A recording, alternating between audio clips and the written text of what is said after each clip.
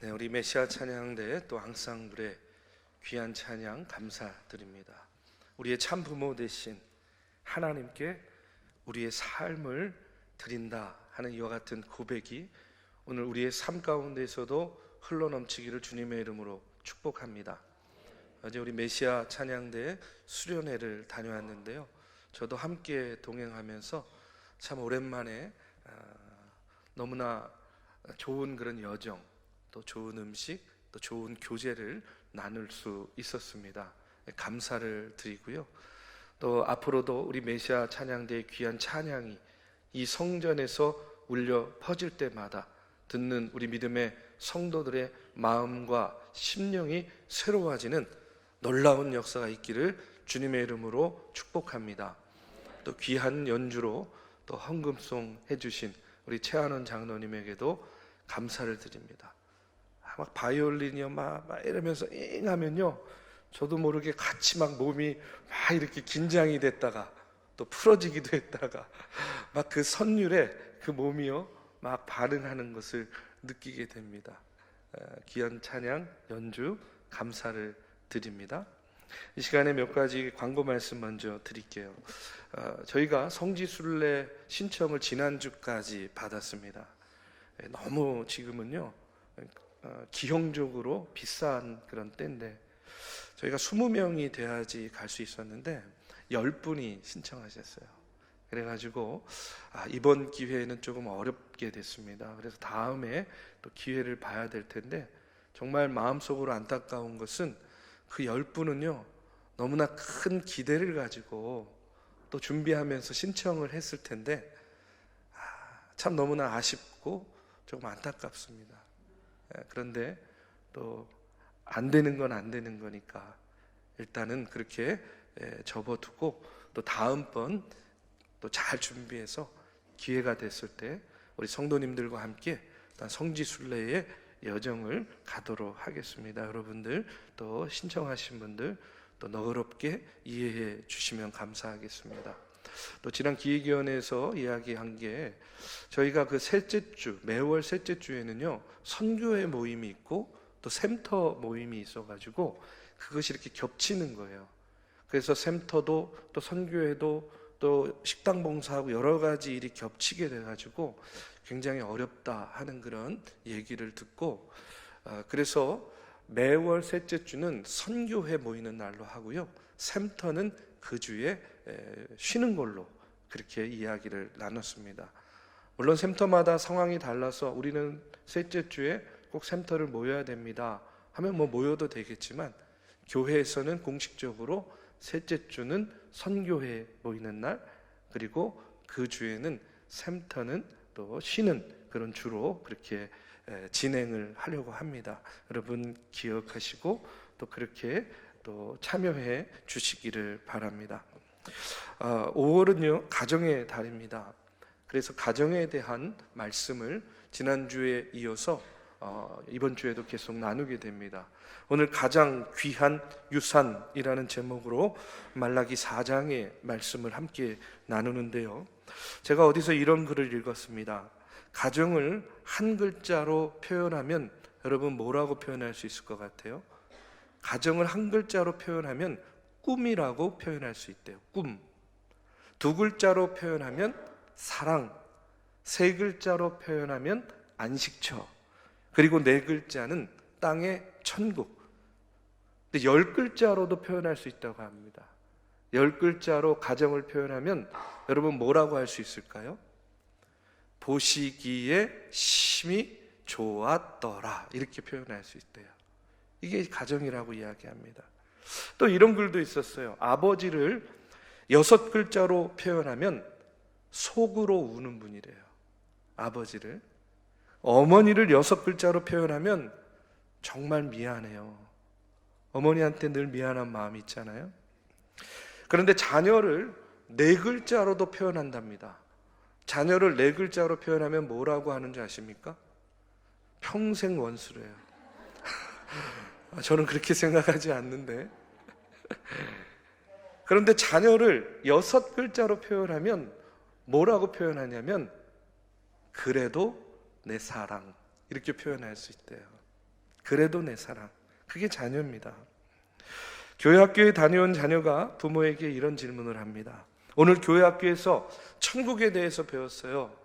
아빠, 엄마, 천국은 어떤 곳이에요? 이렇게 질문을 하게 되는데, 여러분, 이때 부모가 자녀에게 자신 있게 이렇게 말할 수 있다면 얼마나 좋을까 하는 생각해요. 뭐라고 이야기하냐면, 얘야, 천국은 우리 집과 같은 곳이야.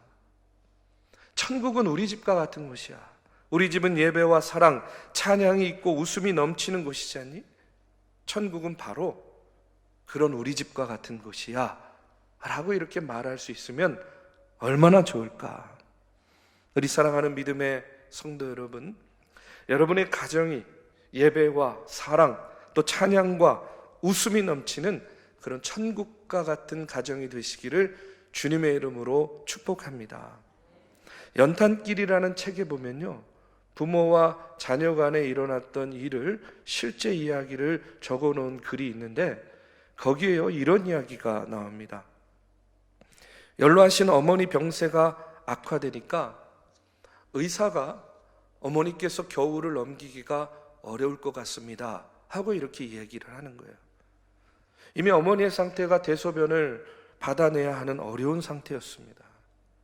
본인도 그것을 아니까 어머니도 얘야, 내가 아무래도 이번 겨울을 넘기기가 어려울 것 같구나 하고요, 이제 마음으로 겨울이 지나면 떠날 준비를 하고 계셨다고 합니다. 그런데 의사 선생님이 겨울을 넘기기 어려울 것이다 하는 말 이후에 그 가족의 온 가족들이요, 어머니 방에 들어갈 때마다 모두 장갑을 끼고 코트를 입고 어휴 추워, 어휴 추워, 어휴 추워 이러면서 항상 춥다 이러면서 어머니 방에 들어가는 거예요. 아들은 어머니 방에 들어가기 전에 얼음을요 한참 손에 쥐고 있다가 이제 어머니 방에 들어가서 그 차가운 손으로 어머니 손을 잡아주는 거예요. 어머니, 아직도 겨울이라서 날씨가 추워요. 아들의 차가운 손을 잡으면서 어머니는 아직도 겨울이구나 하는 그런 생각을 하시겠죠. 겨울이 4개월이나 넘긴 어느 날 결국 어머니는 세상을 떠나셨지만 온 가족들이 어머니에게 아직도 겨울임을 보여드리기 위해서, 봄이 오는 것을 막기 위해서 그렇게 최선을 다했다 하는 그런 이야기를 들은 적이 있습니다. 여러분, 저는요 이 책을 읽으면서 참 저도요 마음으로 울컥하고 눈물이 났어요. 이 각박한 세상 가운데서 이런 자녀들이 아직도 있구나 하는 그런 생각을 하니까 마음이요 따스해지기도 하고 울컥하기도 하고, 나는 왜 그러지 못했을까 하는 아쉬움과 후회도 있었습니다. 여러분, 그런데 이것이요 이 가족만의 이야기는 아닐 거라고 생각해요. 저는 여기에 계신 우리 부모님들, 자녀들, 우리의 가정에도요 이런 아름다운 이야기들이 여러 가지들이 있을 것이다 이렇게 생각합니다. 우리가 오늘 어버이 주일 예배로 드립니다. 이런 얘기가 있죠. 한 부모가 10자식은 돌봐도 10자식은 한 부모를 모시지 못한다 하는 그런 말이 있듯이, 정말 부모 잘 모시는 자녀, 그런 자녀로 살아가는 것, 살아내는 것이 정말 어렵다 하는 그런 생각하게 됩니다. 그런데 성경에 보면 우리가 잘 알듯이 출애굽기 20장에 하나님께서 이스라엘 백성들에게 주신 10계명의 이야기가 나오는데, 거기에 12절의 말씀에 보면 이런 말씀이 나옵니다. 내 부모를 공경하라. 그리하면 내 하나님 여호와가 내게 준 땅에서 내 생명이 길리라 하고 이렇게 말씀하고 있어요. 하나님께서 이스라엘 백성들에게 10계명을 주시면서 우리가 잘 알듯이 1계명부터 4계명까지는 인간과 하나님, 우리와 하나님과의 관계에 대한 법이었습니다. 그리고 5계명부터 10계명까지는 사람과 사람 사이에 지켜야 될 그런 계명을 주셨어요. 그렇기 때문에 사람과 사람 사이에 지켜야 될 첫 번째 계명이 무엇이냐? 바로 내 부모를 공경하라 하는 그런 말씀이었습니다. 왜 하나님께서 사람과 사람 사이에 지켜야 될 가장 첫 번째 법으로 내 부모를 공경하라 이렇게 말씀하셨는가? 여러분, 거기에는요 아주 깊은 의미가 있습니다. 이스라엘 백성들이 애굽에서 400년 이상을요 노예 생활을 하다가 하나님의 인도하심에 따라 그들이 이제 출애굽해서 광야의 생활을 하게 되죠. 여러분, 광야의 생활과 광야의 여정은 결코 안전하지도 편안하지도 안락하지도 않은 그런 여정이었습니다. 한 치 앞도 예측할 수 없었고요, 많은 어려움과 위험들이 도사리고 있었어요. 그것이 아니더라도 여러분, 그 땡볕에 그 광야의 길을 가는 것은요 건강한 사람도 감당하기 쉽지 않은 일이었다는 거예요. 그렇기 때문에 하나님께서 그 십계명 가운데 내 부모를 공경하라 하는 이와 같은 계명을 주신 이유는 뭐냐면, 바로 그 광야의 길에서 연로하신 부모님, 노인들이 버림받게 되는 것을 방지하기 위해서 이와 같은 말씀을 주신 겁니다. 생산 능력이 없다고 버림받을 수도 있고, 잘 못 걷는다고 건강이 좋지 않다고, 따라오지 못한다고 버림받을 수도 있는 그와 같은 어른들, 노인들을 위해서 하나님께서는 사람과 사람 사이에 지켜야 될 첫 번째 법으로 내 부모를 공경하라 하고 이렇게 말씀을 주신 거예요. 그리고 그것은 이스라엘 백성들이 가나안 땅에 다가가면 다가갈수록 더욱더 철저히 지켜야 되는 하나님의 율법이 되었다는 겁니다. 여러분, 부모를 공경할 줄 아는 자녀를 가진 가정, 얼마나 행복한 가정, 축복받은 가정이겠습니까? 그렇다면 우리가 어떻게 해야 자녀들이 부모를 공경하고 또 부모는 자녀들의 공경을 받는 그런 부모가 될 수 있겠는가? 저는요 이렇게 말씀드리고 싶어요. 먼저 우리의 생각과 사고를요 조금 바꿀 필요가 있어요. 우리의 생각과 사고가 나와 너, 부모와 자식, 부부 관계 여기에만 머물러 있지 마시고, 우리가 우리의 생각을 바꿔서 나와 하나님, 그리고 자식과 하나님과의 관계를 우리가 우선으로 삼아야 된다는 그런 이야기입니다. 쉽게 말하면 이런 말이에요. 여호와를 경외하는 부모가 되면 부모를 공경하는 자식을 얻는다 하는 그런 말씀입니다. 우리가 부모로서 여호와를 공경하면 그 모습을 보고 자녀는 그런 부모를 공경할 수밖에 없다 하는 그런 말씀입니다. 여러분, 시편 128편 1절에서 4절의 말씀에 보면 이런 말씀이 나와요. 여호와를 경외하며 그의 길을 걷는 자마다 복이 있도다. 내가 내 손이 수고한 대로 먹을 것이라. 내가 복되고 형통하리로다. 내 집 안방에 있는 내 아내는 결실한 포도나무 같으며 내 식탁에 둘러 앉은 자식들은 어린 감람나무 같으리로다. 여호와를 경외하는 자는 이같이 복을 얻으리로다. 여러분, 우리의 가정의 왕이 누구입니까? 여러분, 우리 가정의 왕이 어머니입니까? 아니면 자녀입니까? 아니면 정말 여러분이 믿는 하나님이 우리 가정의 왕 되신 분입니까? 오늘 우리의 가정이 가장 중요하게 생각하는 바가 무엇입니까? 물질입니까? 세상적인 성공입니까?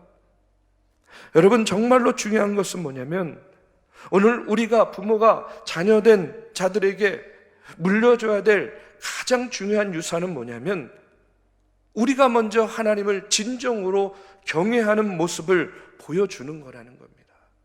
우리가 진정으로 여호와 하나님을 경외하는 부모의 모습과 생활을 자녀들에게 보여주어야 된다는 거예요. 여러분, 사무엘상 2장의 말씀에 보면 엘리 제사장의 이야기가 나와요. 당시 엘리 제사장에게는 2명의 아들이 있었습니다. 홈니와 비느하스였어요. 그런데 이들에 대해서 사무엘상에 보면 뭐라고 표현을 하냐면 불량자다 이렇게 표현을 하고 있어요. 불량자다.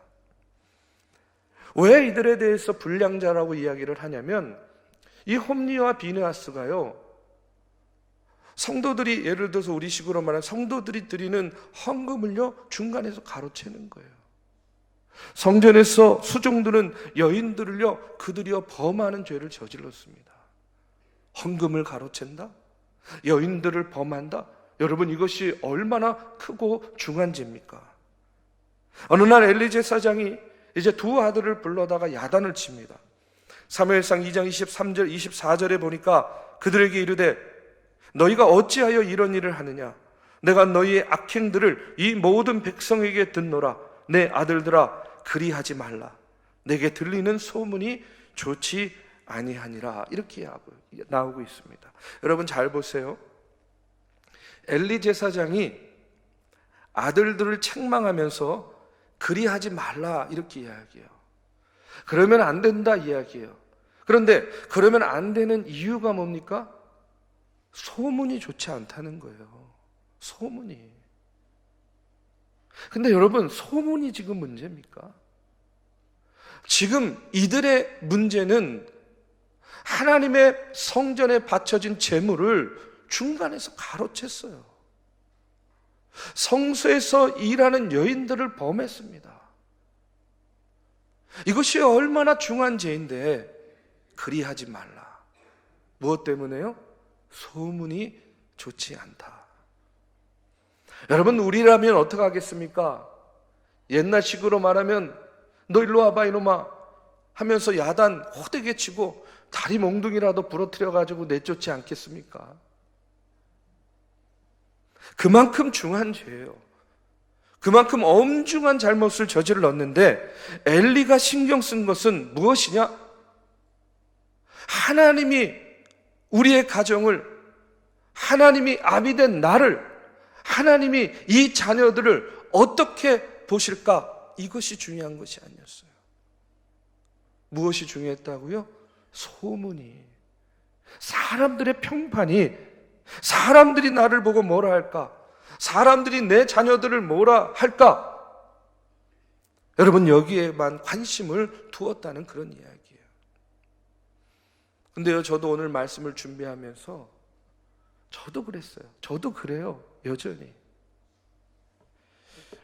지금은 저희 아이들도 좀 커가지고 그렇지 않지만 저희 아이들이 어렸을 때는요, 아이들 때문에 참 걱정이 많았어요.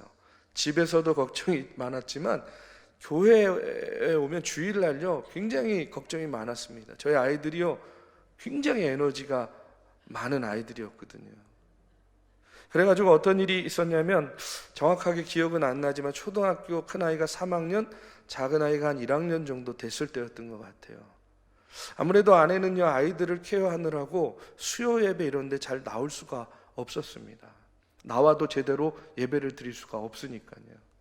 그리고 그 당시에 예배당에는요, 그 예배당 안에 우리처럼 잠옷실이 또 따로 있었던 것도 아니었어요. 그러다 보니까 어쩔 수 없이 집에서 케어를 하게 되었는데, 한 번은 담임 목사님이요 회의를 하는 자리에서 이런 얘기 하시는 거예요. 당신이 이렇게 가만히 보니까 부목사들, 사모들이 수요 예배를 나오지 않는다는 거예요. 당신이 목회하면서는 다 사모들도 수요 예배도 나오고 모든 공예배에 다 참석했는데, 그러니까 앞으로 사모들도 모두 수요 예배에 참석하라 하고 이렇게 말씀하시는 거예요. 이제 담임 목사님이 그렇게 말씀하시니까 어떡합니까? 당연히 참석할 수밖에 없죠. 아이들을 데리고 이제 저 바깥에 따로 있는 잠옷실에다가 데려다 놓고 거기서 놀고 있어 하고 이제 아내는요 예배에 참석해서 한참 예배를 드리고 있었습니다. 그런데 지금 이런 분위기예요. 이런 분위기. 근데 갑자기 뒷문을 누가 확 열더니 아빠 어디 있어? 하고 소리를 지르는 거예요. 아이가. 다들 예배를 드리다가 깜짝 놀라가지고 뒤를 보니까 그 아이가 바로 저의 큰아이인 거예요. 그런데 그 분위기는 아랑곳하지 않고 계속해서 아빠 어디 있어? 일로 좀 나와봐 하고 계속 소리를 지르는 겁니다. 얼마나 당황스럽고 얼마나 민망했는지 몰라요. 얼른 나가가지고 아이의 입을 틀어막고요 아이를 데리고 나갔어요. 예배가 끝나고 이제 뒤에 서서 인사를 나누는데 성도님들이 그래도 웃으면서 아이가 참 씩씩하네요 목사님 이러면서 인사하고 나가는데 정말 몸둘 바를 모르겠더라고요. 그런데 그 일이 있은 이후에 담임 목사님이요, 그 이후로 한 번도 부목사들 사모들 예배 나오라는 얘기 안 하셨어요. 그래가지고 제가요 얼마나 인사 많이 받았는지 모릅니다. 부목사님들하고 사모님들한테 목사님 중현이가 최고예요 이러면서 인사 많이 받았어요.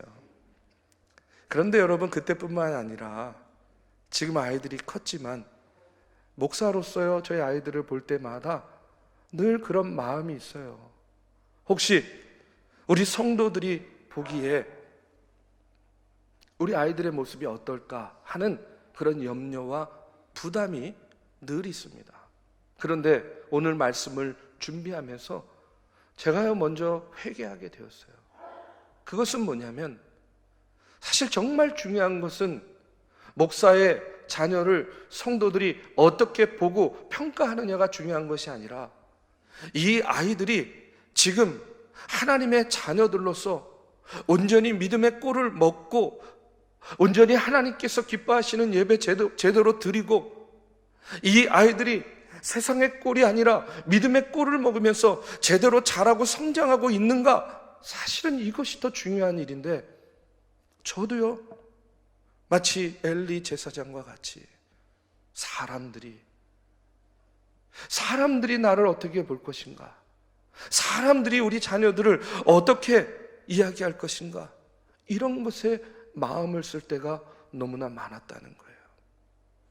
여러분, 오늘 엘리 제사장이요 자녀들에게 이렇게 이야기하니까 그런 엘리 제사장을 보면서 하나님께서 이렇게 말씀하고 있습니다. 너희는 어찌하여 내가 내 처소에서 명령한 내 제물과 예물을 밟으며 내 아들들을 나보다 더 중히 여겨 내 백성 이스라엘이 드리는 가장 좋은 것으로 너희들을 살찌게 하느냐 하고 이렇게 말씀하고 있어요. 여러분, 하나님께서 지금 그런 엘리 제사장을요 꾸짖고 계십니다. 무엇을 가지고 꾸짖느냐? 너희는 어찌하여 내 아들들을 나보다 더 중히 여기느냐 하고 이렇게 꾸짖고 계시는 거예요. 이후에 엘리 제사장의 집이 망한 이유가 바로 여기에 있는 겁니다. 그와 그의 아들들, 그의 가정이 하나님께서 우리 가정을 어떻게 보고 어떻게 생각할 것인가, 여기에 관심을 두지 않고 사람들이 어떻게 생각할 것인가 하는 것에만 그들이 마음을 두고 그것을 의식했기 때문입니다. 여러분, 우리도 그렇습니다. 예수 믿고 교회 다니는 것 같아도 실제로 우리가 너무나 많이 신경 쓰는 것은 여러분, 하나님의 말씀입니까? 아니면 사람의 말입니까? 하나님께서 부모된 나에게 자식된 나의 모습을 보고 뭐라 하실지, 정말 그것이 중요한데 우리의 관심이요 그 부분에 있어서는 너무나 옅은 것을 보게 돼요. 내가 하나님 경외하지 않으면서 야, 이 녀석아, 성경 말씀에 내 부모를 공경하라고 나왔잖아 하고 이렇게 힐난하면 그 부모를 어찌 자녀가 공경할 수 있겠냐는 거예요. 우리 사랑하는 믿음의 성도 여러분, 우리가 공경받기 원하면 우리가 하나님을 경외하는 모습, 그 경외의 유산을 우리가 자녀들에게 보여주고 물려줘야 될 줄로 믿습니다. 우리 가정이 축복받기 원한다면 우리가 먼저 사람의 말과 평판이 아닌 하나님을 경외하는 부모가 될 때에 그것을 보고 자라는 자녀들이요 자연스럽게 하나님을 경외하겠죠. 지금이 아니더라도 여러분, 언제 어느 순간 가운데에 하나님께서 그들을 만나 주실 때에 부모가 했던 것처럼 그 자녀들도 하나님을 경외하는 자녀들이 될 줄로 믿습니다. 오늘 본문 말씀 말라기 4장 6절에 보면요 이와 같은 말씀이 나옵니다. 그가 아버지의 마음을 자녀에게로 돌이키게 하고 자녀들의 마음을 그들의 아버지에게로 돌이키게 하리라. 돌이키지 아니하면 두렵건대 내가 와서 저주로 그 땅을 칠까 하노라 하니라 하고 말씀하고 계세요. 하나님께서 이스라엘 백성들에게 계명을 주십니다. 처음 주셨을 때에 사람과 사람 사이에 첫 번째 계명이 뭐라고 그랬습니까? 내 부모를 공경하라. 이제 구약의 마지막 책에서 하나님께서 이스라엘 백성들에게 또 마지막 말씀을 주십니다. 그게 뭡니까? 바로 아버지의 마음을 자녀에게로, 자녀들의 마음을 아버지에게로 돌이키라 하고 이렇게 말씀하고 계세요. 아버지의 마음을 자녀에게로, 자녀들의 마음을 아버지에게로 돌이키라. 여러분, 이 말씀은 결국 우리의 가정 가운데 부모와 자녀 간에 막힌 담을 헐고 화해와 평화를 이루게 될 것이다 하는 그런 축복의 말씀인 줄로 믿습니다. 그리고 이것을 이루지 못하면 저주가 임하리라 하고 경고하고 있어요. 이 말씀을 통해서 다시 한번 깨닫게 되는 것이 있어요. 그것은 뭐냐? 하나님께서 가장 중요하게 생각하는 것이 무엇인가? 그것은 부모와 자녀 간의 화해와 평화를 통한 우리 가정의 회복이 가장 중요하다 하는 것을 하나님께서 다시 한번 우리에게 일깨워주고 있는 겁니다. 살다가 보면요, 부모와 자녀 간의 문제가 많이 발생하죠. 아들과 아버지, 그 사이에서 또 며느리와 고부 간에도 문제가 생기기도 합니다. 가족 간에도 상처를 주고 상처를 받는 일이 있고, 그 상처가 아물고 치유되고 회복되어지지 못해서 가장 가까운 부모 자식 간에도 등을 돌리고 가족 간에도 등을 돌리며 사는 그런 모습들을 참 많이 보게 됩니다. 그런데 말라기 4장 2절의 말씀에 보면 하나님은 이렇게 이야기하십니다. 내 이름을 경외하는 너희에게는 공의로운 해가 떠올라서 치료하는 광선을 비추리니 너희가 나아가서 외양간에서 나온 송아지같이 뛰리라 하고 말씀하고 계세요. 이게 무슨 말입니까? 그와 같은 우리의 상처를 공의로운 하나님께서 치료의 광선을 발하여서 어떻게 해주신다? 치료해 주신다는 거예요. 하나님께서, 공의의 하나님께서 오늘 우리 가정에 있는 문제들을 당신이 치료의 광선을 발하여서 치유하여 주시고 회복해 주시겠다 하시는 이와 같은 약속의 말씀을 우리가 마음속에 새겨야 될 줄로 믿습니다. 그렇다면 우리가 화해와 치유를 위해서 이제 부모로서 해야 될 일은 무엇인가? 저는 부모된 마음으로 우리가 자녀를 위해서 할 수 있는 것, 이렇게 말씀드리고 싶어요. 여러분, 부모로서 자녀들을요, 마음껏 축복해 주시기를 주님의 이름으로 축원합니다. 마음껏 축복해 주세요. 할 수 있는 한 최선을 다해서 마음껏 축복해 주는 부모가 되는 일, 이것이 바로 오늘 부모로서 우리가 자녀들을 위해서 해줄 수 있는 일이라고 믿습니다. 저는요, 이것이 또한 우리가 하나님을 아버지라고 부르는 자녀된 우리에게 하나님께서 주시는 축복이라고 또한 믿습니다. 여러분, 성경에 보십시오. 노아는요, 말년에 자기 잘못은 생각하지 않고 잘못한 아들을 저주했어요. 그 저주가요, 자자손손에까지 계속 이어지는 것을 보게 됩니다. 롯은요, 평상시에 존경받는 믿음의 어른이 되지 못했습니다. 그렇기 때문에 어려운 일이 닥쳐왔을 때 그 자녀들을 올바로 인도해내지 못했어요.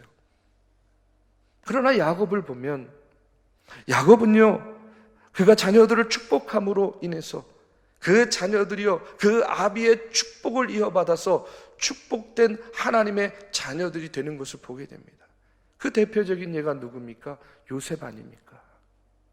여러분, 저는요, 축복이 중요하다고 믿습니다. 어른 세대에게 주어진 가장 중요한 사명은 그렇기 때문에 젊은이들을 믿음으로 축복하는 거라고 믿습니다.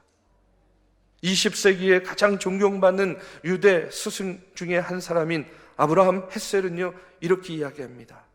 바르게 존재하는 것이 축복이다. 바르게 사는 것이 거룩이다라고 이렇게 이야기하고 있어요. 오늘 우리가 믿음의 선진으로서 여러분 정말로 시편 기자의 고백과 같이 주의 성전에 푸른 감람나무와 같이 그리고 그렇게 푸르고 청청하게 존재하는 것만으로도 저는요 우리 자라나는 세대들에게 귀한 믿음의 유산이 되리라고 믿습니다.